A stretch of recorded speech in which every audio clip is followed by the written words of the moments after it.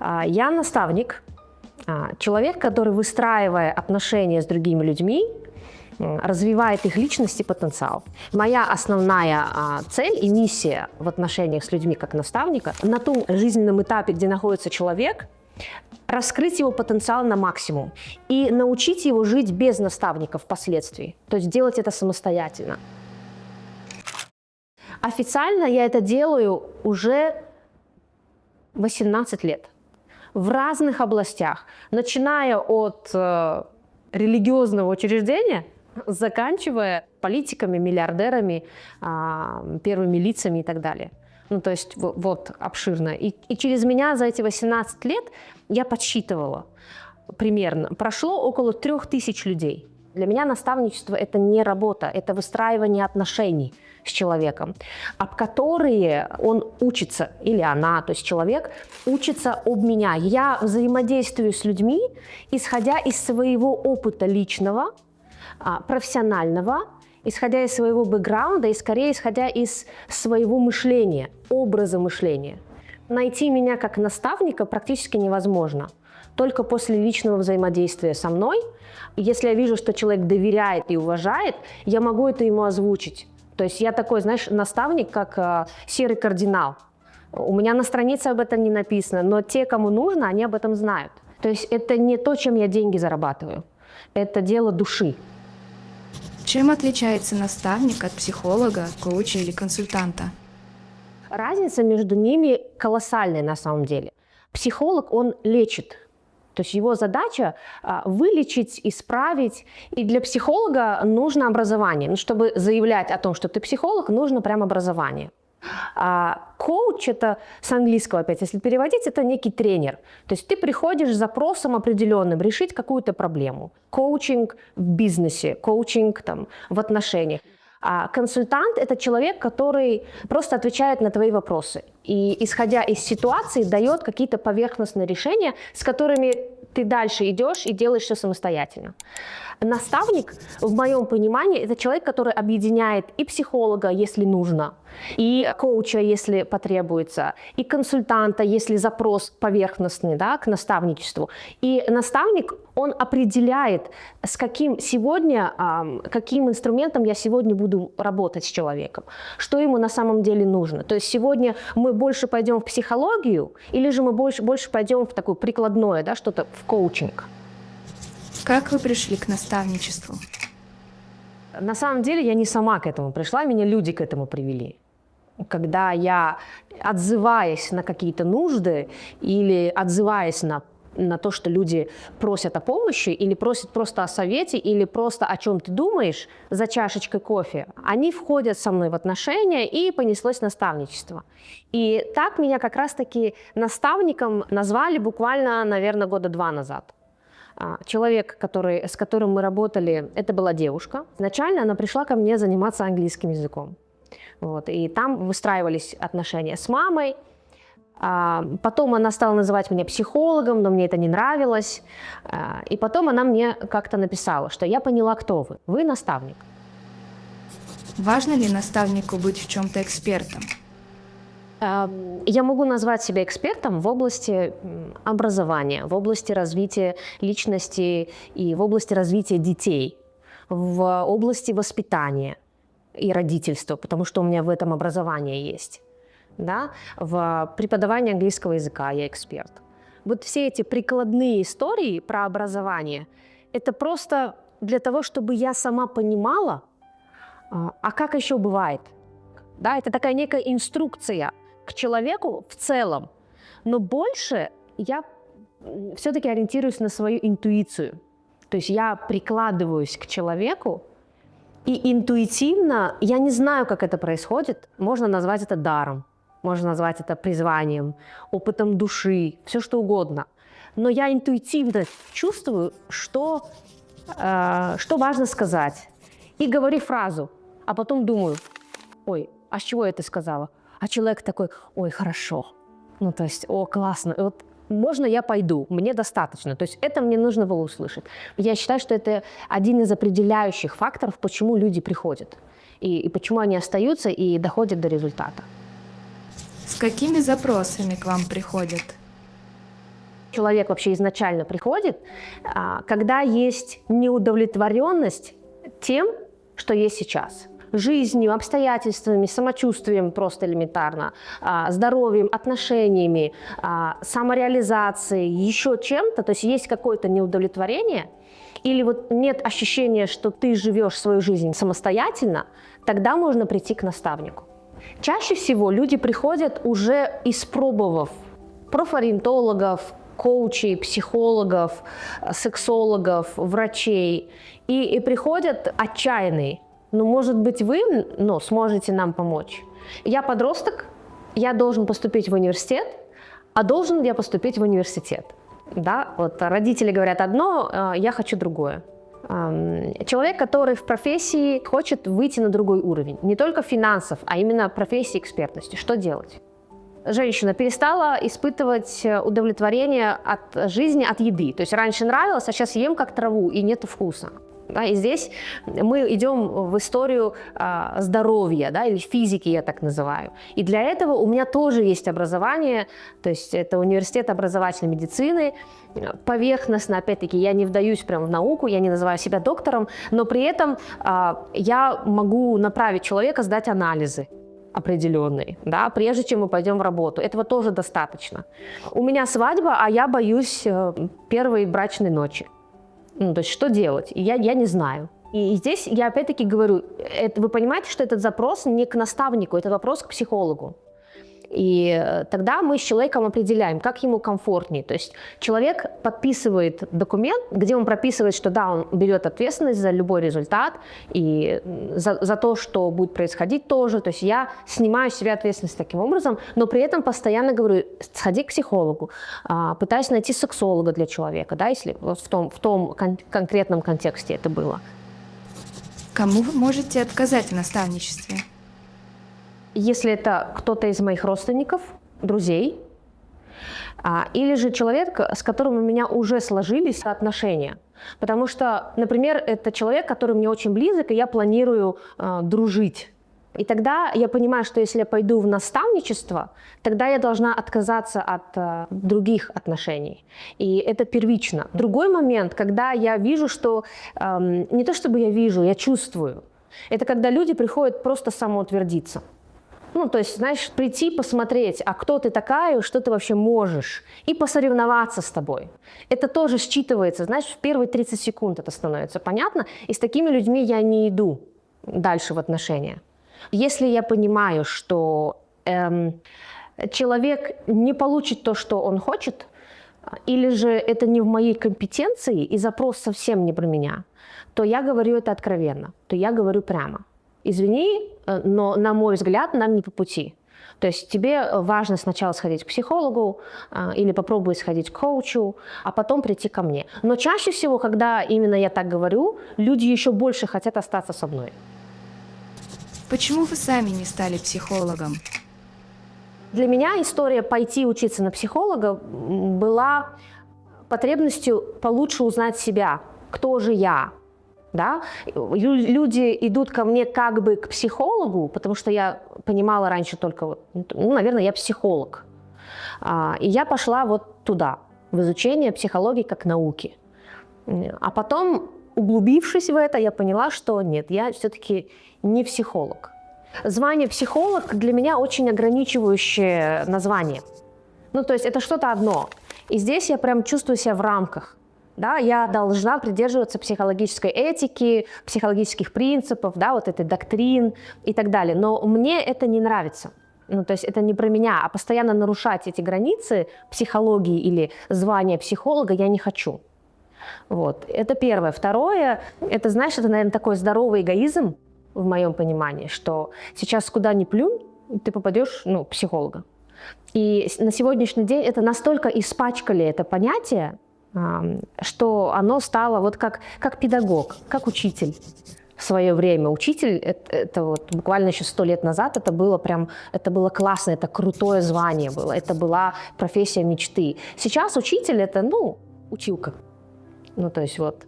И с психологами стало то же самое. Поэтому у меня есть диплом психолога, но я не называю себя таковым. И я очень редко, даже позиционирую себя как психолог или говорю людям о том, что у меня есть психологическое образование. Может ли наставник заменить человеку психолога? Абсолютно. То есть приходят люди, которые вообще никогда не были ни у психолога, ни у сексолога, ни у таролога, ни у кого. Поболтали, им понравилось. Как оказалось, я в доску своя. И вот наша история совместная, наставничество начинается со слов «ты меня так понимаешь». И понеслась. А бывает такое, что да, люди разочаровываются во всех подходах, я там уже был, это все одно и то же. Меня не пугает эта тенденция, но меня она печалит. Потому что я знаю, что есть масса классных психологов, которые действительно работают глубоко, глубже даже, чем я, опытнее, интереснее, да, на голову выше, даже на 2. Но в силу того, что в мире так сложилось, что какой-то индюк кудахнул, что все психологи такие, и все повторили, что да, все психологи такие, это обесценило и обезличило всех остальных. То есть все просто вынужденно пошли под общую гребенку. Но, опять-таки, люди чаще разочаровываются в людях, чем в подходах. Да? И кому бы ты ни пошел, кем бы человек себя ни называл, психологом, тарологом, нумерологом, астрологом, коучем, ты идешь к человеку. Ты идешь учиться и развиваться об человека. Потому что хороший психолог – это тот психолог, который работает с собой. Это мое личное определение. Поэтому я сразу пошла, я решила не обходить, сразу пришла в центр, я работаю с собой. Может ли это быть альтернативой? Да. Идеальной альтернативой. Или же, учитывая, например, историю, особенно со стороны мужчин, ты что, к психологу ходишь? Ты что, больной? У многих есть эта история. Нет, я не хожу к психологу, у меня есть наставник. А дальше уже, наставник по-другому звучит. А есть ли у вас свой наставник? Я выбрала наставника интуитивно, и человек, которого я называю своим наставником, не знает об этом. То есть это я назвала ее наставником. И это человек, который не везде выше меня на голову. То есть это те компетенции, которые мне нужны. Я прихожу с запросом, мы обсуждаем запрос, и я говорю, сегодня мне просто нужно пожалеть. Мне просто нужны уши. Послушайте меня сегодня. Человек просто слушает. И я беру свое. И я решаю, в какой роли она будет сегодня. Сегодня она психолог, сегодня она родитель, сегодня она коуч, консультант или же просто друг. Но когда ко мне люди приходят, это моя задача прочувствовать, кто им сегодня нужен. Или потом для своего же комфорта научить их чувствовать и говорить, сегодня им кто нужен? Друг, собеседник, коуч, психолог или мама. Такое тоже бывает. Или брат, или сестра, да, все кто угодно. Для своих подопечных вы зеркало или навигатор? Я сначала зеркало, но по потребности я могу быть и навигатором. Могу быть подушкой, могу быть самосвалом, я не знаю, кем угодно. Но изначально я зеркало. То есть я изучаю человека для того, чтобы его отразить как зеркало. Да? То есть моя задача вытащить из человека как можно больше информации. После этого я вычленяю то, с чем мы работаем первично. Чаще всего это прям где надо потушить пожар. Я не беру за руку и не иду с ним вместе. Это человек ведет меня туда, куда ему нужно. А я подстраиваю здесь и как навигатор говорю, туда не ходи, снег башка попадет. То есть туда лучше не ходить. Или я даю выбор, даю несколько вариантов видения той или иной ситуации, и уже человек делает выбор сам. Потому что ответы в человеке. И я не говорю, сделай так. Я предлагаю, условно, женщина, которая живет в браке 4 года, ее бьет муж, она постоянно рискует жизнью, и при этом я должна ей сказать, уходи от этого мужчины. Но я не скажу ей, уходи от этого мужчины. Я приведу ее к тому, что она мне в конечном итоге скажет, да, я хочу уйти от этого мужчины, или нет, оказывается, для меня это нормально, и она остается в своем браке. То есть моя задача дать человеку вообще самому понять, что, это как раз-таки первый этап, что он из себя вообще в принципе представляет, чтобы потом понимать, куда ему дальше идти. Сомневаетесь ли вы иногда, что дали верный совет? Я всегда сомневаюсь в том, что я говорю. И я также заявляю об этом человеку, который идет ко мне в наставничество. Поэтому первое, о чем мы говорим, это о доверии и уважении. И я даю право на ошибку себе. На моем опыте были моменты, когда я совершала ошибки тем, что я не рассчитывала ресурсы человека. То есть я думала, что человек справится с такой емкостью задач, но человека просто эмоционально вынесло. И я для себя усвоила важное вот это вот знание, что моя емкость, она другая. Люди ко мне с другой емкостью приходят. И вот этот баланс, это как знаешь, те, кто бомбы обезвреживают, то есть они прежде чем принять какое-то решение, они 1000 раз подумают. Да? И все равно это история интуиции. Есть правила, есть инструкции к бомбам, но ты не знаешь, как именно эта бомба устроена. Поэтому я всегда даю себе право на ошибку. Если бы этого не было бы, то на первом подопечном я бы закрыла эту историю. Как вы определяете цену за наставничество? Так как у меня есть другая деятельность, я преподаватель английского языка, то там у меня есть определенная ставка, сколько стоит мой час. Я же вместо этого могла бы провести урок и заработать на этом. Поэтому, исходя из того ценника, который у меня уже существовал, такую цену я ставлю за наставничество, за час своего времени. Но здесь я даю себе свободу. Цена всегда разная. Я выбираю, опять-таки, интуитивно, я выбираю ту сумму, которую человеку будет, и комфортно, и при этом не просто так отдать. Человек подумает, отдать эту сумму или не отдать. Если сейчас потратить $60 за завтрак, обычный завтрак с семьей, для меня это норма, то условно 10 лет назад я бы не потратила $60 за завтрак. А для человека, который зарабатывает там $20 000 в месяц, $60 это просто на улицу можно отдать. Он не будет настолько же вкладываться. Я ставлю цену не для себя, я ставлю цену для него, для подопечного, чтобы человек что-то делал. Что для вас недопустимо? Когда человек, который оказывает услугу или к которому приходят за советом, за помощью, он не видит личности и навязывает свое видение, самоутверждается, когда человек за счет другого. И это может быть все, что угодно. Это может быть религиозное какое-то заведение, это может быть психолог, который имеет образование, это может быть педагог в школе, это может быть кто угодно. Я это не уважаю, я это не приветствую. Но в это может скатиться каждый, даже я. Поэтому у меня есть наставник, поэтому у меня есть люди, об которых я тоже ударяюсь, стукаюсь. И поэтому я бесконечно учусь. Потому что я тоже человек, у меня тоже есть теневые стороны, свои травмы, в которые я могу тоже свалиться. Какие тенденции в обществе вы подмечаете как наставник? Тенденция, что общего между людьми, с кем я работаю, это прийти к удовлетворению своих потребностей. Людям уже настолько присытились эти быстрые результаты, коучинг коучей, психологи для психологов, да, вот эта история, я сейчас отправлю во Вселенную, вот этот вот там запрос. Ко мне приходят люди, которые уже наелись, они понимают, что это полный бред. Они потратили время на все это, жизнь, но счастливыми так и не стали. Я как методолог делала курсы для нумерологов, для чакрологов, то есть я и в ту историю ушла. Для чего? Для того, чтобы разговаривать с людьми на их языке. И поэтому с теми, кто ко мне приходит и говорит, я же вот делаю, я же верю, я разговариваю с ними на их языке. Я говорю, что вера без дел мертва. И все, то есть ты по-любому должен что-то сделать. Привожу конкретные примеры. То есть я опускаюсь на уровень человека и говорю с ним его языком. Но при этом я не отрицаю то, с чем человек ко мне пришел.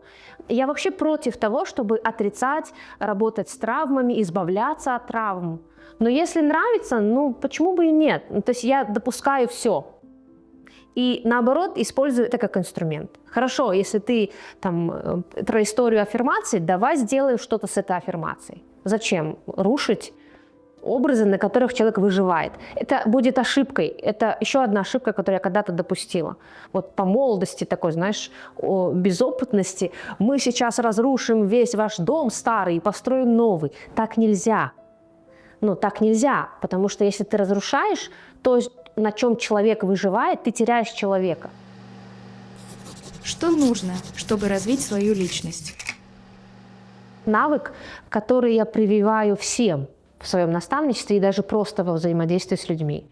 Это умение критически мыслить, ставить все истории и все образы в своей жизни под сомнение, но с не негативной точки зрения, а с позиции игры и интереса, любопытства. И вот если этот навык хотя бы у человека сформирован, этого вполне достаточно, чтобы запустить все остальные механизмы.